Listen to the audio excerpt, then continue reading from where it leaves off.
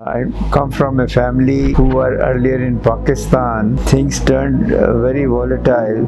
My cousin, her husband and the child, they were all killed. Our advance parties had reached areas of Bombdilla. Poonch I took over the command of a unit and the regiment was called 195 Mountain Regiment. We were in direct support of the brigade that was defending Poonch. Early warnings had started about relations between India and Pakistan getting sour. This battle honor was awarded to them for their good performance. We also got intelligence reports. The GOC of 12 Infantry Team of Pakistan had carried out a rehearsal for attacking Poonch. Poonch is surrounded on three sides by Pakistanis only. They managed to infiltrate two battalions. They were dominating the communications from Rajouri, suffering very heavy casualties. So we lost attacks on a place called Nangi Tekri. Poonch, which is in Jammu, lost half territory to Pakistan. POK is a part of India, there is no doubt. The local population of POK is not happy with Pakistan. A series of similar decisions should be made for the Aksai Chin part. Meetings are already taking place. Hello ji, namaste. Welcome to Yatra Uncut with Iffy Explorer. मेरा नाम है Niharika. So in today's Uncut episode, I'm going to make you meet a very special guest, Brigadier Satjit Singh, who won the Battle of Honor for keeping the border of Banwat intact in Jammu's Poonch, and he received this honor from Sam Manekshaw himself. Sir's regiment is known to strategically save that area of Poonch, and it is very rare to find these officers who have fought the wars before the time of 1999. So I made sure to make him meet you all. And before I get to all of these exciting stories, like always, let's explore the childhood, let's explore the life and the backstory of our guest. I joined army for training in 51. Commissioned in 53 December, and I come from a family who were earlier in Pakistan, in district Sialkot, in a village near Narowal called Tharpal, and my father was an officer in the agriculture department of the Punjab government, and he had been serving in Sirgoda, Rawalpindi, Multan, and fortunately in 47 he was in Amritsar, and that helped our family from the village, all the relatives from various villages in fact, to come to our place when they managed to come to Indian territory. I was mostly in Pakistan. I studied in Lahore, Rawalpindi, Multan, in schools. I was in such places in Pakistan, present Pakistan. But, sir, whenever people talk about the times of 1947, a curiosity comes in my mind and heart that what were the times like during that time, because my own family has been a refugee family. So I would like to know from you, how was it for you? How was that period, and what all you experienced and what all you saw? First experience was of 47 was I was studying in a school where my cousin was also my class fellow, but his house was in close to a Muslim locality, who were actually very friendly, but things turned very volatile. For studying with my cousin, I had gone to his house. That was 3rd March 1947, and we both were studying, and at about 11 o'clock my cousin's mother, that's my aunt, he called us up to the terrace saying, come up, woke us up. We had, while studying, gone to sleep, and she made us go to the terrace, and then I found all over the house there was a mob, and they were shouting Nara Takbir, Ya Ali, and slogans like that, which were very disturbing. But then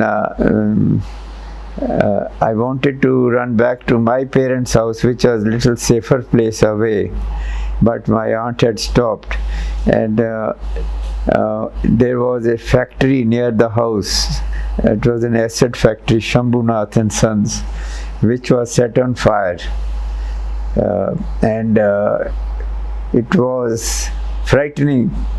But our aunt was braving us, and we also joined in sloganeering like Jo Bole Sonyar.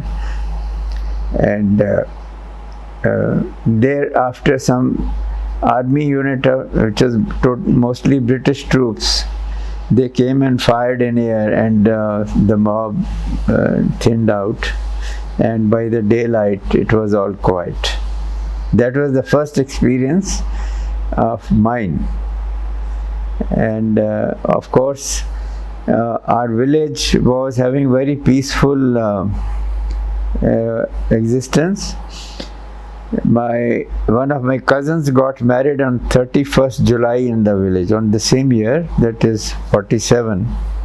Until then it was not all in Punjab. In pockets there were news of trouble, but our area was very peaceful, and we had coexistence.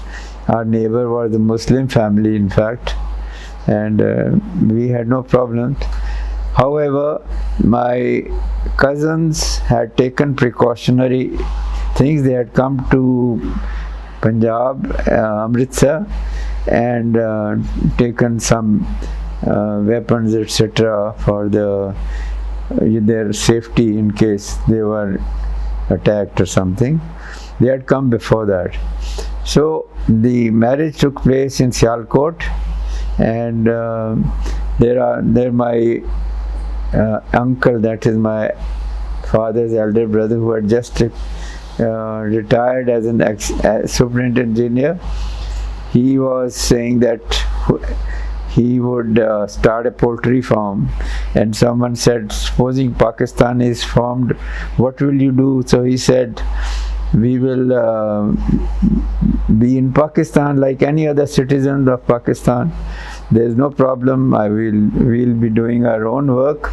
And he was having plans to start some agricultural projects like poultry farm, etc. So it was later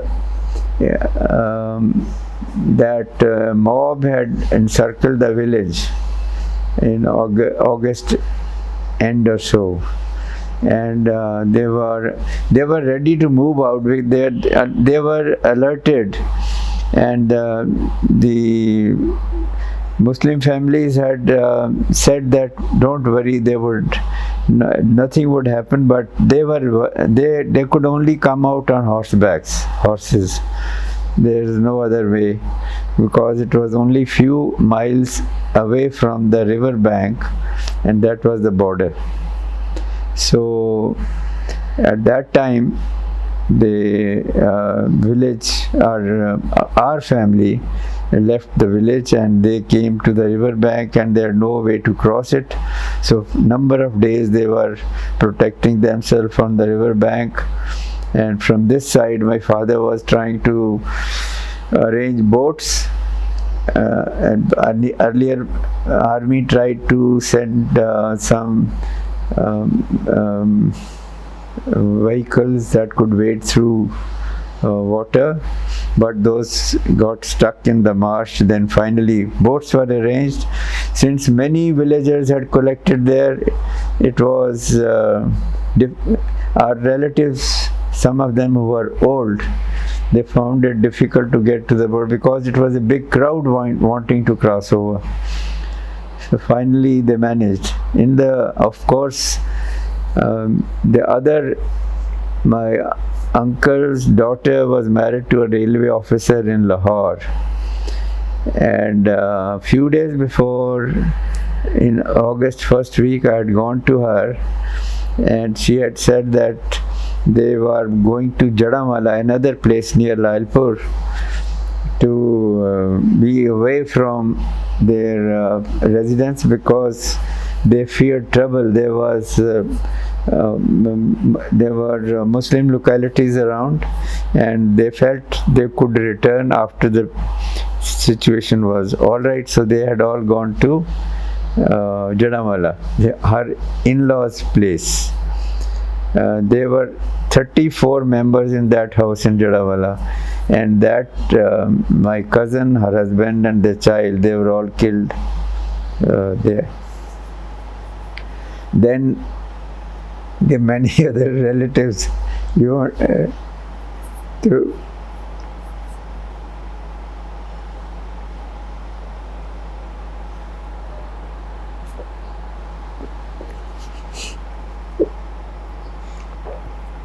And then more relatives, like one of my father's sister, or Bhua, they were in a village, Kila Soba Singh, and they had a sort of attack on one evening, and they happened to protect themselves, and later on they got encircled by a mob. They had to quit, and she was very sick. She was being carried then on a cot with her son's husband and some helper to move her along canal, small canal, and they were being chased, and she was begging them to put her in the water because she was worried about their safety, and then she was very sick also. So she kept on requesting that she should be put in the water, and finally she was, after a little prayer. And that is another sister of my father. The whole family turned converted, for they were then under some agreement with Pakistan. Both sides could recover relatives of the families left behind, and they were given a escort and army vehicle to go to the village and see if they could bring their relatives back. So we brought that sister of my father. After they were converted, they were reluctant to come because they were afraid of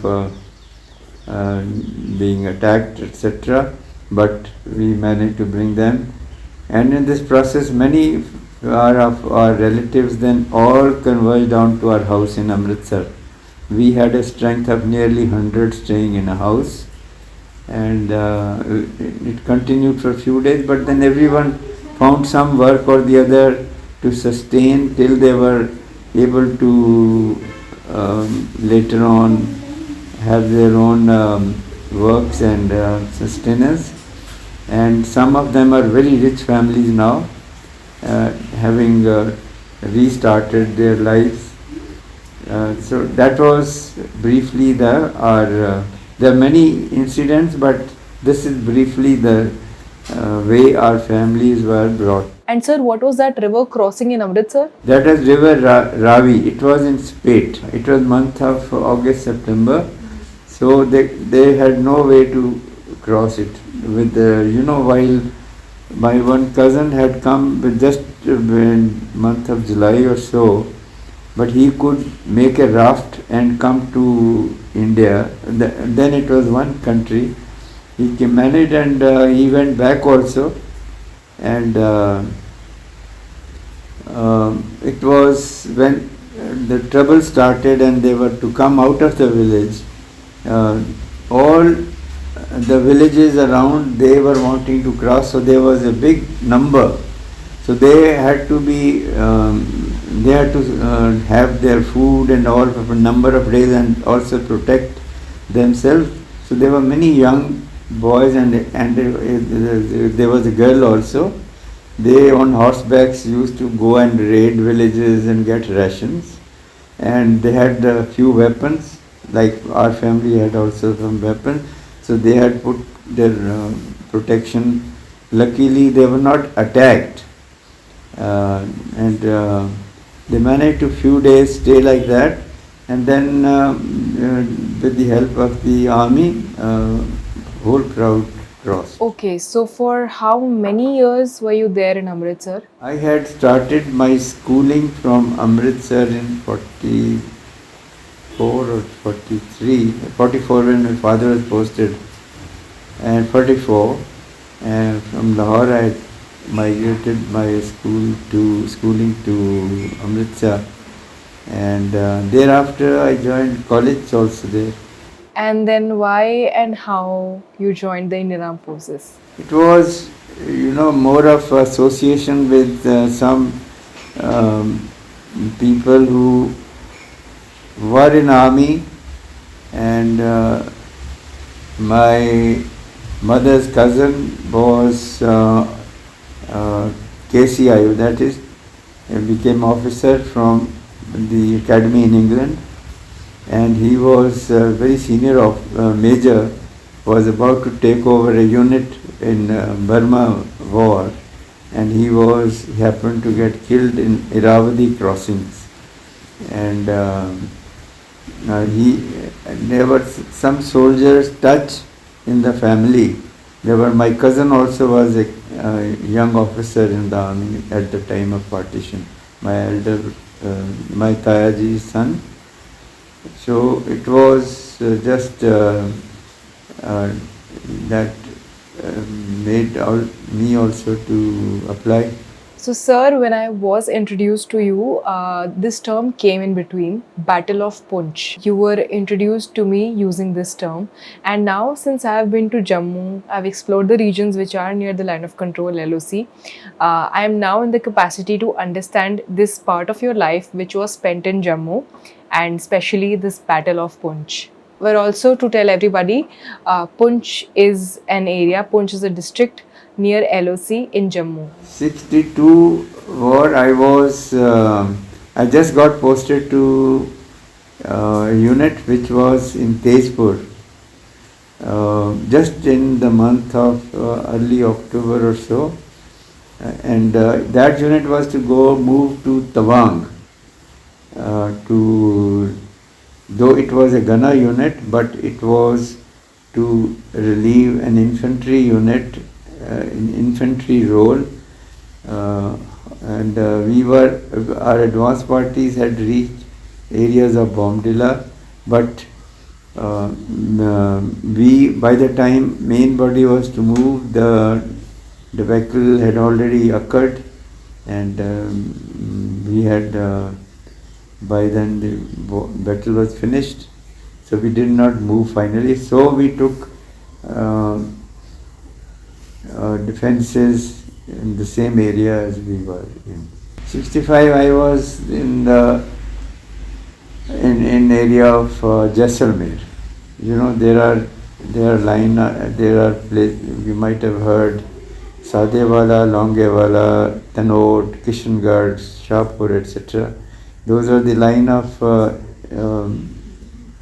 area are pickets, and some of these had fallen to Pakistan. These were manned by Royal Rajasthan Armed Constabulary (RAC), and they were occupied by the Pakistan troops. So we had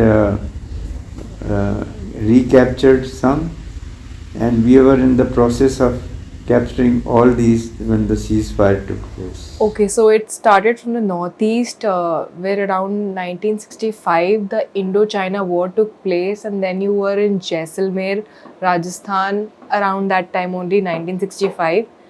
And after that, you got posted to Jammu in Poonch. Poonch was much late. Poonch, I took over the command of a unit. I was promoted, and I took the command of unit in February or March 71, and of course I was there in Poonch. How was that? How was your regiment named? I have been hinted that it is an interesting story. The regiment was raised, of course, in 65, and units keep on moving after 2 to 3 years tenure at a place.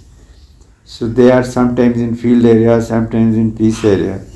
So the regiment had moved to Poonch sometimes in 70 or 69. Now, exact date I don't recollect. And I took over the regiment in March 71. And the regiment was called 195 Mountain Regiment. It was equipped with a gun called 3.7 inches howitzer. We were in direct support of the brigade that was defending Poonch. That was 93 Infantry Brigade. Early warnings had started about relations between India and Pakistan getting sour because of the trouble in Bangladesh. The tensions were mounting, and we were also therefore preparing for any eventuality if Pakistan tried to do any misadventure. So we were preparing, and then there was shortage of troops. So various our commander was one Brigadier A.V. Natu. He was a very good leader, and he had projected that Poonch needed to be defended with more strength. Some more reinforcements were required, but we ourselves start preparing for the war. The moment there was an alert that there could be hostilities between the two countries. Oh, okay. So I guess I missed going to that village in Poonch. The name Banwat came after the war. After the performance of the unit during the war was monitored and checked by a committee, and Banwat is a place in Poonch. It's close to, it's just part of Poonch. So this battle honor was awarded to them for their good performance in the war. So now we would like to know more about that battle and how was it for you and your regiment? In the month of September onwards, enemy activity on the roads which were seen from Poonch, from our pickets, pickets are on high areas, so they could observe. And we also got intelligence reports that the GOC of 12 Infantry Div of Pakistan had carried out a rehearsal for attacking Poonch. All these were intelligence reports, and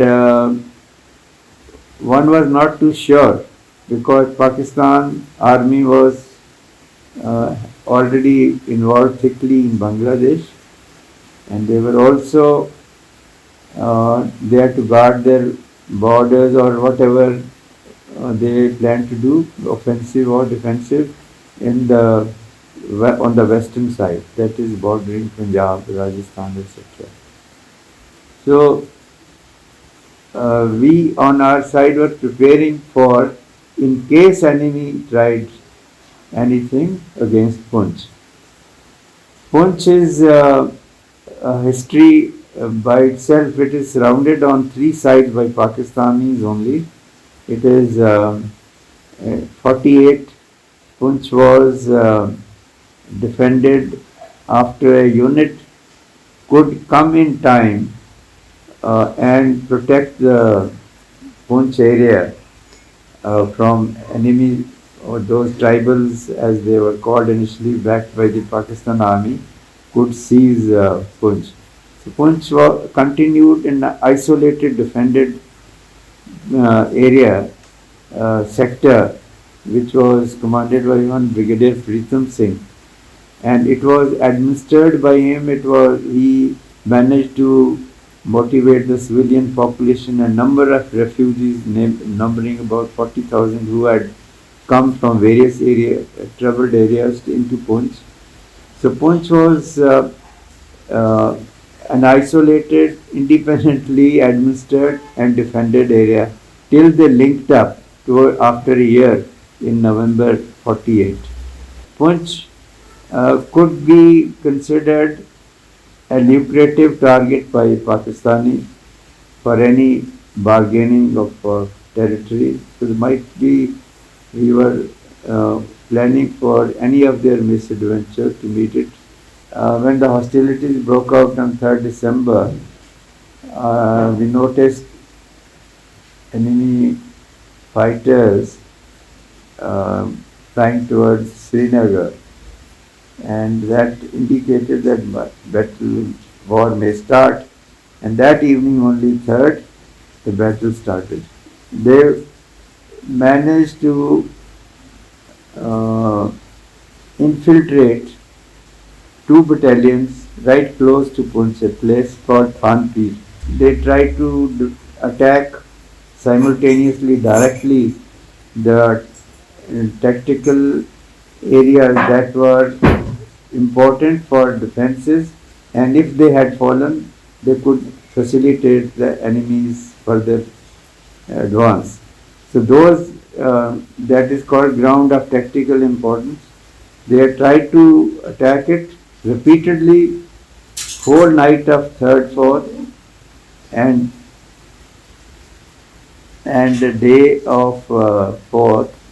This very thick battle was going on. Our troops were very brave. They thwarted their effort on that ground, but they infiltrated through that. Terrain is such that it is mountainous and jungle. So they managed to bring in two infantry battalions close to Poonch. Now that was very great concern, because they were dominating the communications from Rajouri. That was the area from where our reinforcements, rations, ammunition, everything was to come. So that was a matter of concern. But it was very good effort, by the coordinated effort of heavy artillery firing on designated targets which were earlier selected and registered. You have to be accurate. For accuracy, you need a lot of technical work, that is survey and then linking up of targets with the other gun areas, etc. So that the artillery fire was very accurate. So we managed to,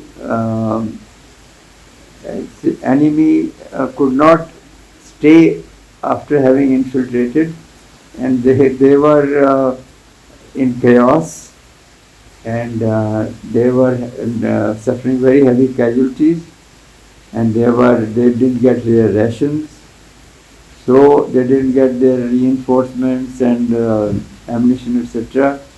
So they decided to exfiltrate on the 5th night, 5th December evening, and they in that process also suffered heavy casualties due to artillery fire, and they called off their offensive by 6th night, you can say. Thereafter, it was comparatively lull, though there was artillery firing both sides, and one was alert. Then we decided to improve our defensive posture by capturing certain areas which could help us to improve the defenses. So we launched attacks on a place called Nangi Tekri, and it was plastered with artillery fire, and that included fire from my regiment as well as the other artillery units like 11 field, medium battery, light regiment batteries, and our infantry could capture those areas with negligible casualties. So, coming to the present time, sir, where almost every Indian is now in the fear of getting POK back to India, like integrating completely it into India so that we administer it, so that we can get our part back. Why I'm bringing this sentence in between right here is because Poonch, which is in Jammu, lost its half territory in the 1948-47 war, just to tell everybody. So Poonch lost half the territory to Pakistan, which we call as POK, Pakistan Occupied Kashmir. And we were already discussing Poonch through the Battle of Poonch and your experiences throughout this conversation. So now I want to know the views of a retired army officer as to what you think about the situation of POK. Situation has to be analyzed by the government, and it is a POK is a part of India. There is no doubt. On legally, it is part of India. However, it is now in occupation of Pakistan, and they are entrenched also along the ceasefire line or line of actual control. The decision to capture it or to deal with it diplomatically and militarily or by both is for the government to take. However, it is learned that the local population of POK is not happy with Pakistan. So what happens is the future will tell us, but it is for the government to decide as to what should be done, whether diplomatically through international pressure or militarily we can. Any military venture, of course, the cost is there. One has to, but for national objectives, at times one has to take the risk. And do you think a series of similar decisions should be made for the Aksai Chin part that Ladakh lost in the 1962? Yeah, lost around that time. That is, again, you must be hearing that a lot of meetings are taking place and they are trying to prevail upon Pakistan, the Chinese to remain under control. Well, one doesn't know if situation worsens. It may require some action. That's again dependent upon the situation created by the Chinese. If they don't abide by the rules or the terms that they have agreed upon for the line of actual control, then it may need action, diplomatic, military, for which meetings are already taking place. Ladies and gentlemen, this was Brigadier Satjit Singh for you. So I've been uploading my travel vlogs from Jammu on my other channel, which is the Iffy Explorer. The link is in the description. Every link is there in the description, and the last few episodes on this channel have been quite interesting and the response has been overwhelming. Thank you so much. Just keep on showering this blessing and the love. Today's episode was in English. The conversation was in English because our guest was comfortable like that. More such interesting conversations coming up. Make sure you're subscribing, sharing, liking and commenting. Let me know how was today's episode. I'll see you in another one. This is Iffy signing off. Bye-bye.